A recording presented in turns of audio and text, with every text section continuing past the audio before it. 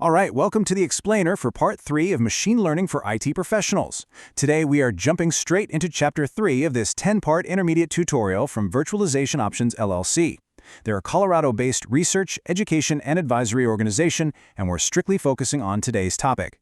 We're going to give you an intermediate look at the totally unglamorous but absolutely critical foundation of actually operationalizing machine learning, data preprocessing, and feature engineering. Let's get right into it. So we really have to start with the golden rule of machine learning. You probably already know it. Garbage in, garbage out. The messy reality is that the systems you manage every single day, the raw IT data, your logs, your metrics, your event streams, they are inherently noisy. They're inconsistent. They're incomplete. Honestly, you kind of have to think of your raw IT logs a lot like crude oil. I mean, sure, they're incredibly valuable, but they are totally chaotic and practically unusable in that raw state. If you have ever been stuck manually parsing a month's worth of IIS logs at 2 a.m., yeah, you know exactly what I mean. Now get this. Here's a statistic that might actually shock you. Cleaning and structuring all that messy data. That accounts for 70 to 80% of the total work in any machine learning project. Just let that sink in for a second.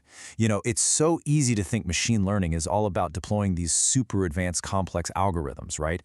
But the vast majority of the real heavy lifting happens right here. It happens long before the algorithm ever sees a single data point. It is literally all about the prep work. And why does this matter so much? Well, getting this refinement process right is exactly what separates a successful model deployment from a complete IT nightmare. Because if you skip over the hard work of data preparation, you risk deploying algorithms that, well, they fail silently in production. Just imagine an ML model chewing on bad server logs and making completely incorrect predictions about your system capacity. The really scary part? Because the software itself didn't actually crash, it fails without triggering a single system alarm on your dashboard. 0 alerts. Proper cleaning is absolutely your best defense against that kind of silent failure.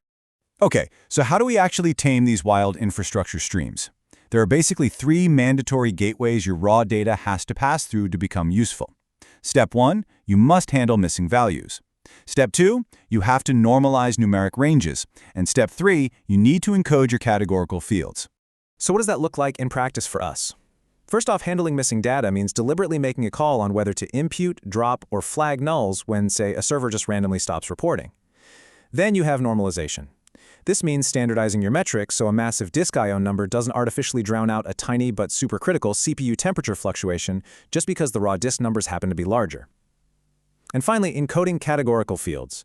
This is simply where you translate text-based data, stuff like a Windows or Linux OS type, your server regions, or alert severities, into a numeric, model-readable format. Basically turning text into numbers the algorithm can actually understand.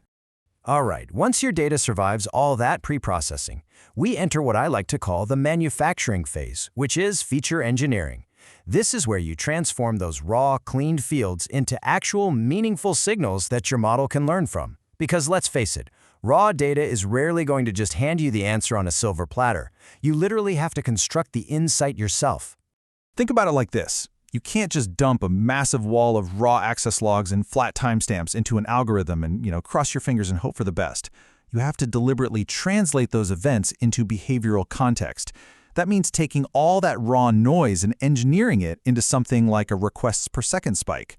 Or maybe you extract specific time of day or day of week patterns that the model can actively use. You are essentially bridging the gap between raw system events and actionable intelligence.